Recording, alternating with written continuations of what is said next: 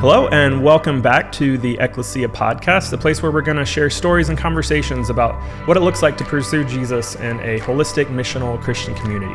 My name's Jeremy Schrader, here with my friend Eric Wally. And you know, Eric, back in episode 1, we had Chris and Sean on. One of my favorite things that Chris talked about was the diversity of the chairs in the downtown campus. Because I know that's something when I came on staff and I saw and anybody when they walk in the building is really just kind of like, oh, what's going on here? And so there's a lot. Chris talked about that diversity and how the chairs are representative of that. So this week, we're really excited that we get to hop in and hear a little bit about what that looks like across our campuses. Yeah, so this week we have Josue, who is our community pastor at our Lindale campus, Wayne Brown, who is the campus pastor at our Westside campus, and Alexandra is back again as our downtown representative to talk a bit about these three campuses. These three campuses could not be more different from each other in the way they look and who goes to each campus. And so it's always been one of these things where it's like, well, in what ways are these campuses really specific, and what way, are we united in some ways? And so it's a great conversation, and we're really excited for you guys to take a listen. So enjoy.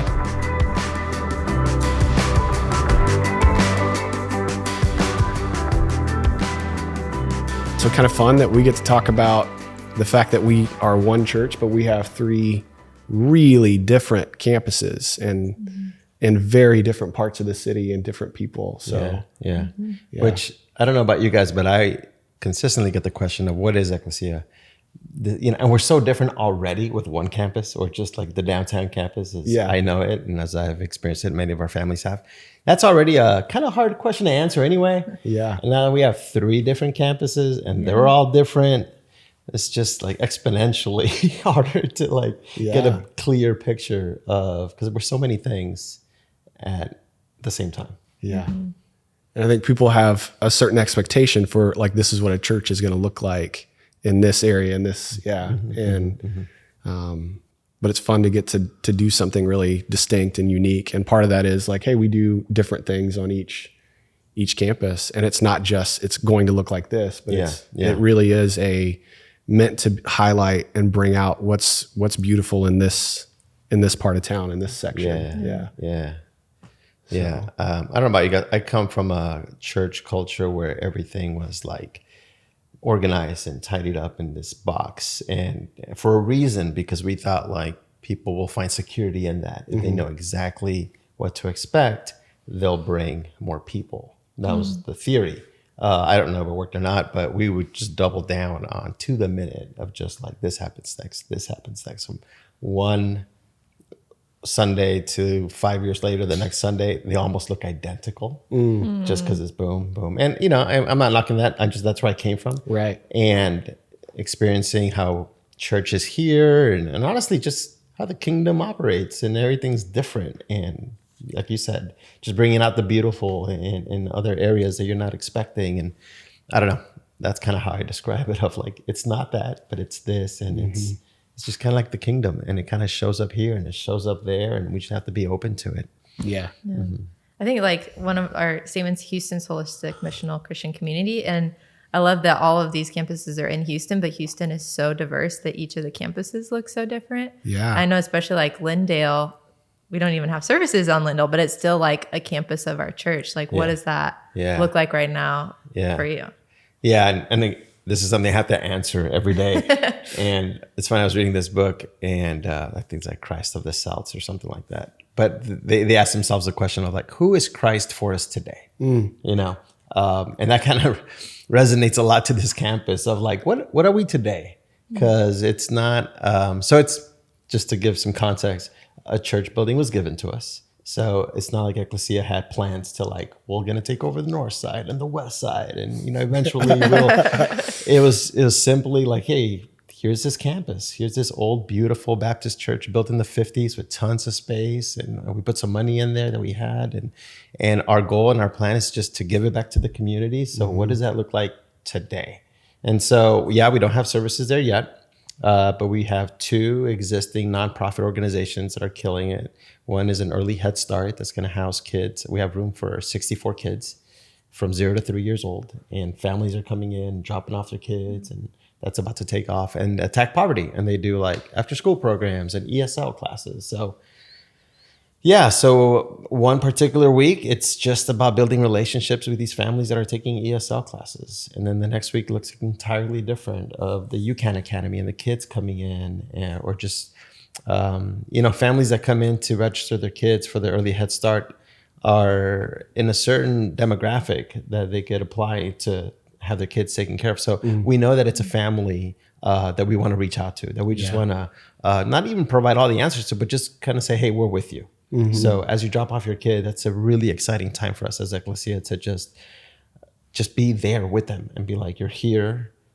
This is our building. What else do you need? Can we be with you? Do you want to celebrate together? You want to have life together? So I just introduced myself as our pastor.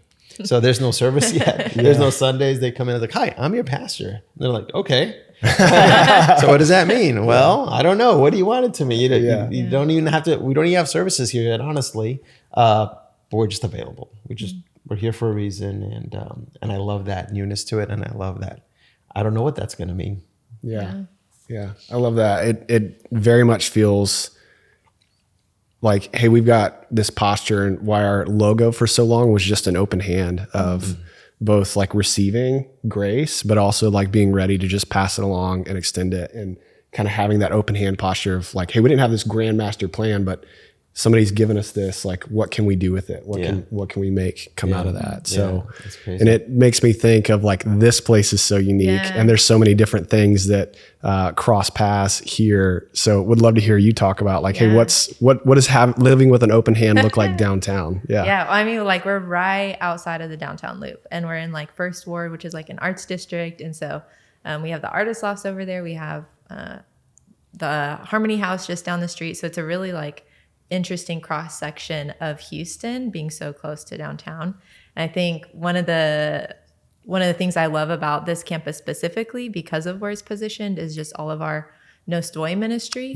Nostoi is where you and me become we. And Manny does an amazing job really stewarding that community of having like meals every Sunday, kind of a potluck style, just outside of where we're sitting and recording this, and a potluck for the community to come and get to know our unhoused sisters and brothers. And I love that now we get to have a partner of Moving Waters and having this shower station come every Monday and just provide like now a warm place, because it's getting cold outside, but it was a cool place when it was hot outside.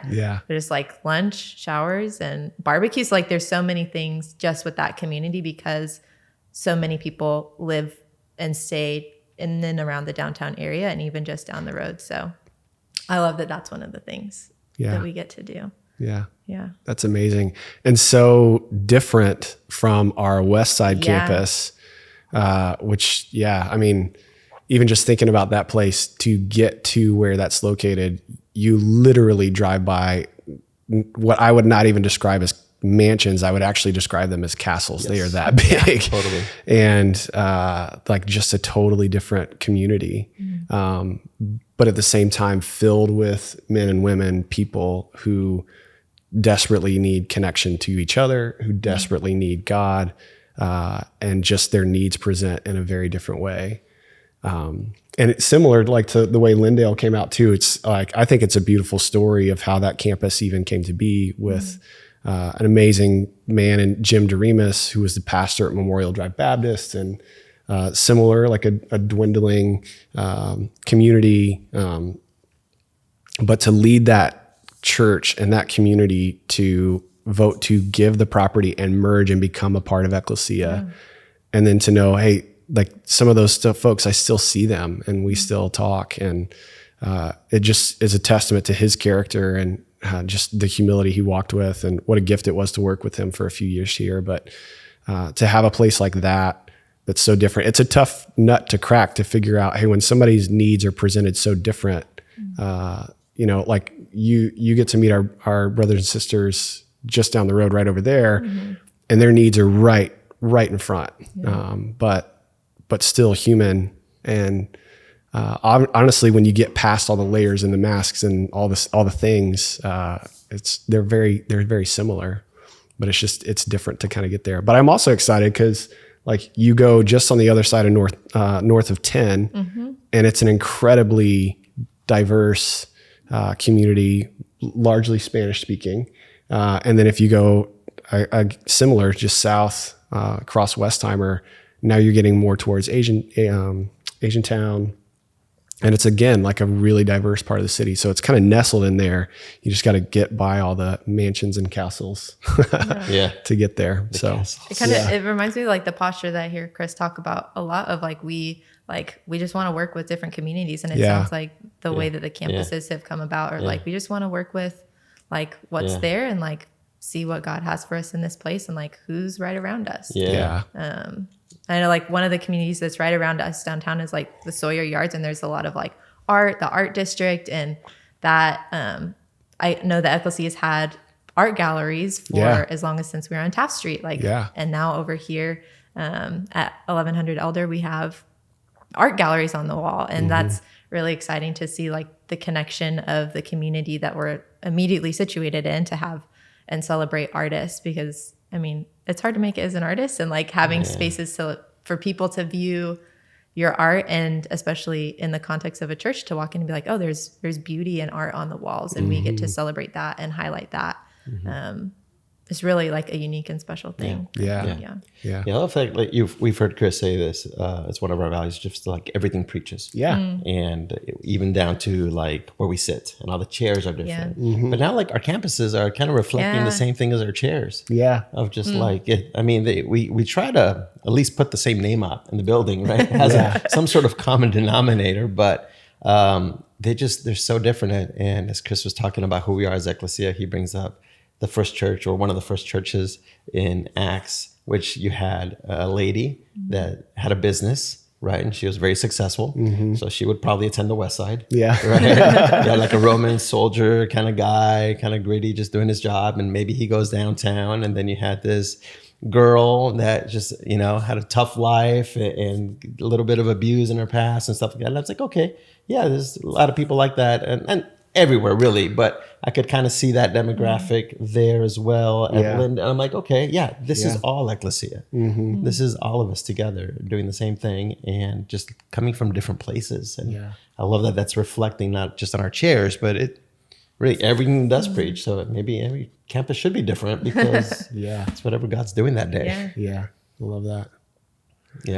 So do you guys ever have a hard time explaining that to people, or just because a lot of new people show up to church all the time, and they want to know, they should know, like, what am I stepping into? And usually other churches are really good about like, here's everything you need to know, every question answered. Q&A, here's our pamphlet. I mean, there's like, and for us, it's like, just give it some time, just show up.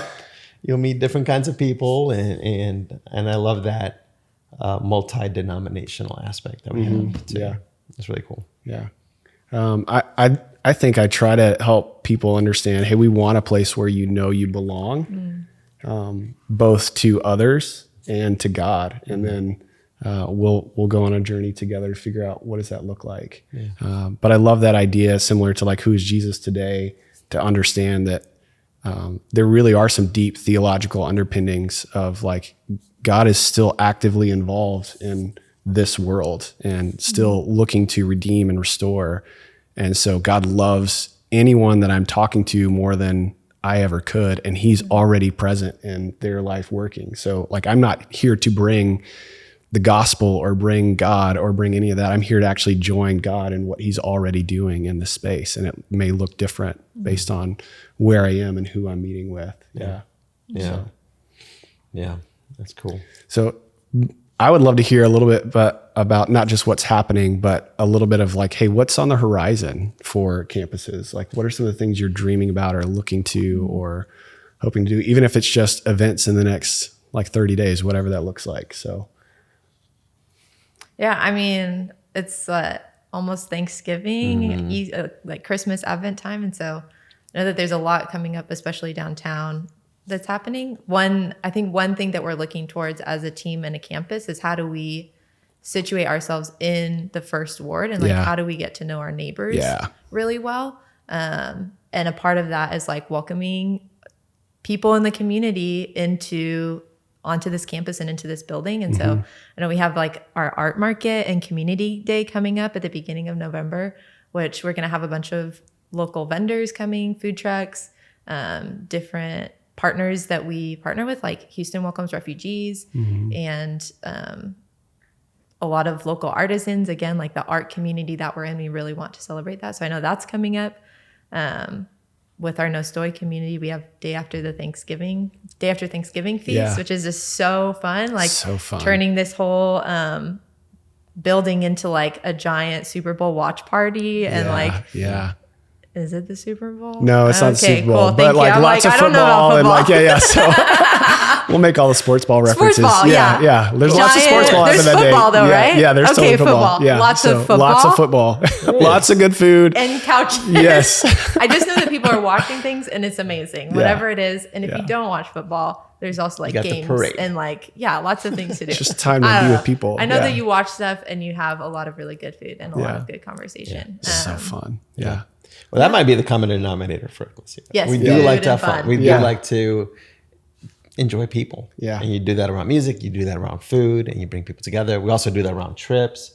But for Lindale, we got some parties coming up as well. Yeah. And we're doing like a fall festival in November, kind of a big Thanksgiving meal kind of thing, and a posada in December, which is a big Christmas party, which will play loteria, make pozole. I'm already excited about that. Yeah, those are gonna be fun. One of the things we're gonna try to do this coming year, because I think the final of the World Cup is on a Sunday morning, like on the 20-something of December. So we're gonna watch it. Hopefully there's a country that we can represent, and maybe some European country that it's like, okay, go. Yeah. But anyway, regardless of who the teams are, we're going to have a party. We're going to have a watch party. But because it's on a Sunday morning, I'm thinking of maybe throwing in some some service elements, if you will. I want to have communion during halftime and just bring people together and just share a little something, just share a little vision of why we do what we do. Yeah. And not in a full-fledged service, but as part of the watch party. So I think that'd be fun. Yeah. That's awesome. You mentioned watch parties. So that's something with the Astros. We love the Astros. We want to root for our teams. So hosting some watch parties over at the Westside. I know we're doing some of those downtown as well. But just a chance to have some food, be together.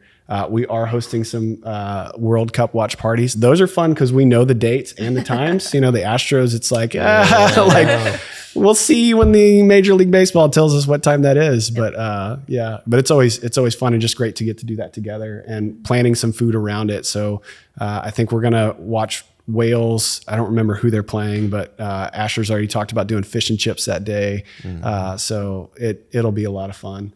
But similar to like what you said, of we want to get to know our neighbors. So how do we make that available to people in the neighborhood? Working on that.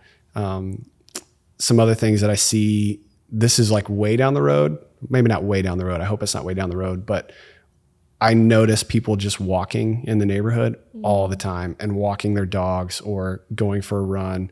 So we want to put in a dog park on campus. There's so much green space, like let people come, come walk your dog and come play, come interact, but find ways to utilize. We've got some unique stuff over there.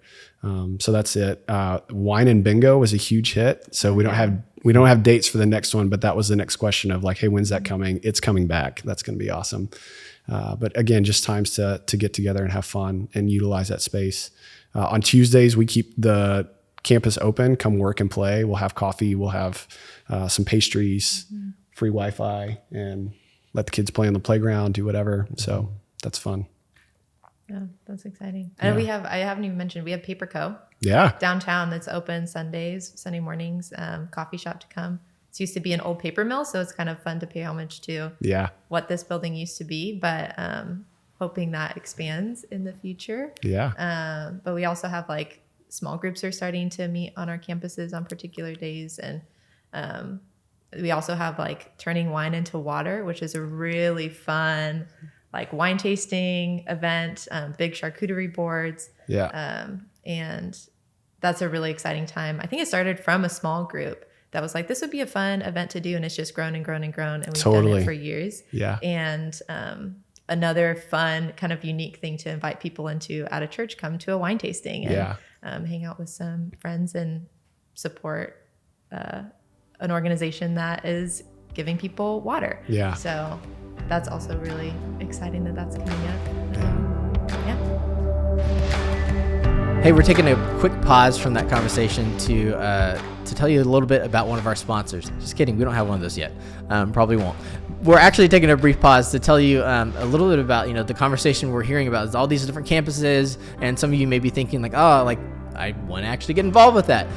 The best way to do that is to go to ecclesiahouston.org/events, and we have a whole slew of events as well, or you can reach out to either Josue, Alexandra, or Wayne if you want to get more information about like a specific campus. So if you're wanting to get more involved, that's the best way to do it, is to go ahead and just check out what's going on at each campus. Is there something I want to get involved with? And now let's go back to our conversation with Wayne, Alexandra, and Josue as we begin to discuss, what are the things that are really unifying to us as these 3 different campuses and 3 different locations, but as one church.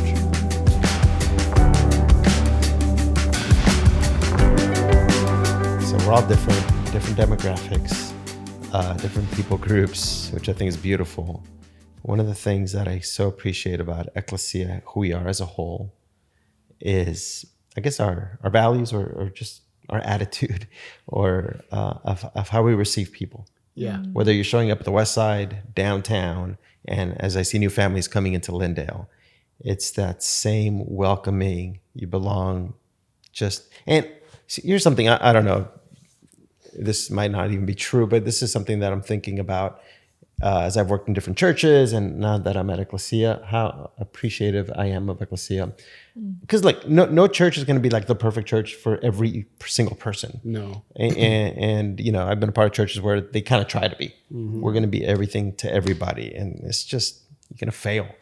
And I'm starting to see that Ecclesia as a whole, and who we are, is just a really welcoming church, I think, for a season for some people. Mm-hmm. And that's kind of my story too. And I can relate a lot to different people. I'm just kind of coming off from a hard religious season for whatever reason, or just maybe they've kind of given up on it. And for whatever reason, whether it be a wine tasting or it be a posada or a watch party, they're like, okay, they kind of like put their toes in the water a little bit because it's church. And they're just like, I don't know. And we're like, hey, come on. Like, it's, at least for this season of your life, walk with us.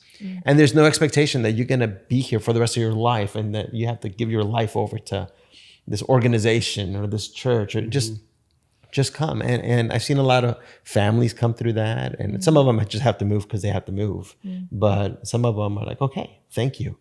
Thank you that I'm back, and that I've asked myself questions that I hadn't asked myself before, just because I was mad or hurt. And now I can, and I could have those conversations with people. And then sometimes that just works as a launching pad to wherever they go next. Yeah. And I love that. I love that. That it's like, oh no, now you're going to be here. Like, no, this is who God, brought you to for this season. And now you're going to go do something else. And that's wonderful. And I love being that for the body of Christ. Yeah. And I think that I see that in all of our campuses and who we are. Yeah.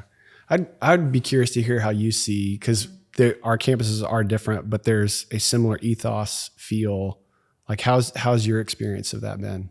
Yeah, I think that a while back in a conversation, we were talking about who comes to Ecclesia, just because there's so many different people. But that, I think, is one of the common themes of somebody shows up, they're like, hey, I just moved to Houston, because we're a really transient city in general, or people who are like, hey, I've been to other churches and I just I need a different kind of Christianity. And so I think that Ecclesia is a really beautiful place for people to figure out what is that next phase of my relationship with God. And so I think personally, I've really loved being a part of this community, because it's been a place where I've been able to maybe ask questions that I haven't asked in other contexts, and been able to explore different ways of getting to know God and being in community with other people that I hadn't before. And so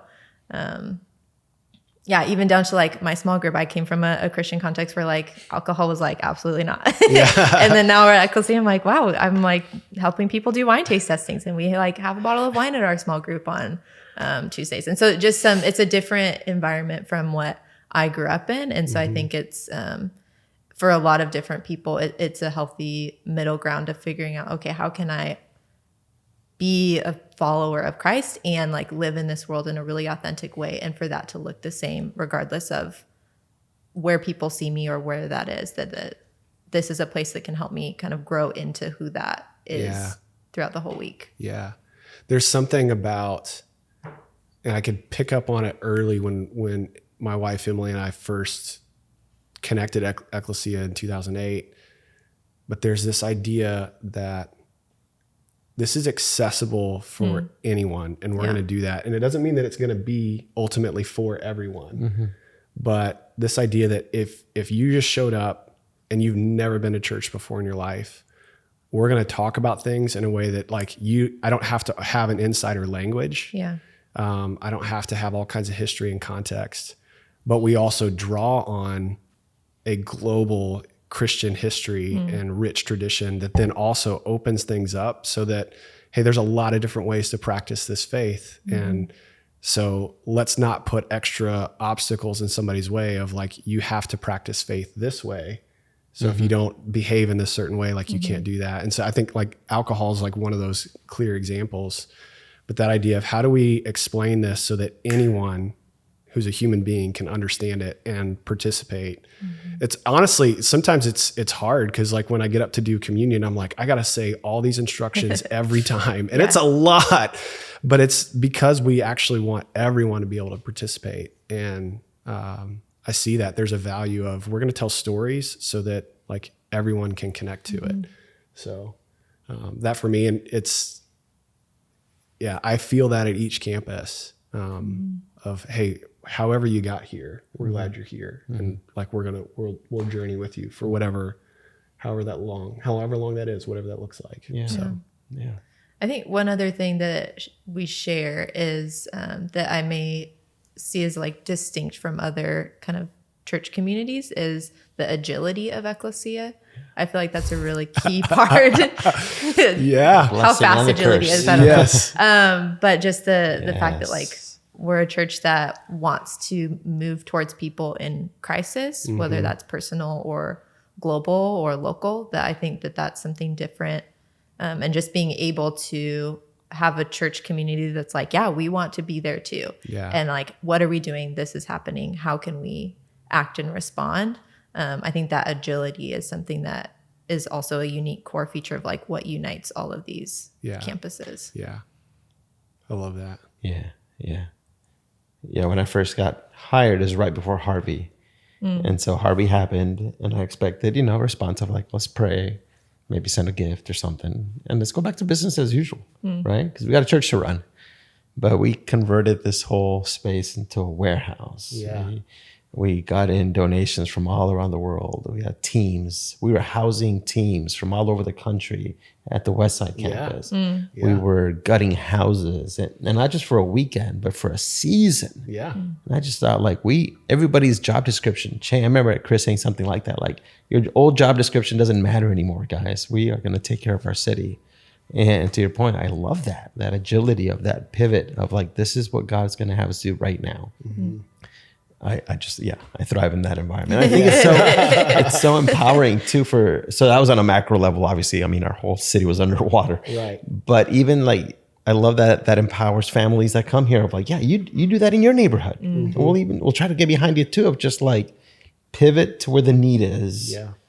Run towards that. You'll find Jesus there. Yeah. And we could help you gather a community. Yeah. And it won't be so foreign to like, no, we're not really going to, like, that's who we are. Totally. That's who we are, which is frustrating a little bit because we can't really plan for that sometimes. No. But I do love that. And it is hard for people, but it reminds me of conversation with Jesus and Nicodemus where he tells him like, no one knows where the wind comes from or where it goes. And so it is with everyone who's born of the Spirit of God. And it's like that idea of let's throw our sail up and see where that takes us. And it feels like the wind's blowing this way. So it leads for sometimes of like, we maybe could have thought through that one a little better, but I'll take that over like, hey, we didn't even move or we didn't even act. So I'll take that every day over that. So, Well, hey, for those of you who joined us for this conversation, I hope you enjoyed it as much as I did, getting to talk to Josue and Alexandra. So grateful for who they are and how they contribute to our community. And we're grateful that you're here too. And we're going to continue this conversation about who is Ecclesia, what makes us distinct, what makes us unique. And you're going to get to hear from more voices as well. I know you're going to love it. So stay tuned and keep looking on your favorite podcast platform for those episodes to get released. If you heard anything today that just piqued your interest, you can go find out more information at ecclesiahouston.org. And specifically, if any of the events piqued your interest, go to ecclesiahouston.org/events. You can sign up and register for those. And we would love to see you at any of those things. And we would love to host you on our campuses. They're beautiful. They're a gift. We want them to be a gift to you and our neighbors and the whole city. So Ecclesia, we love you. It's an honor to get to walk alongside you. Have a great day. God bless.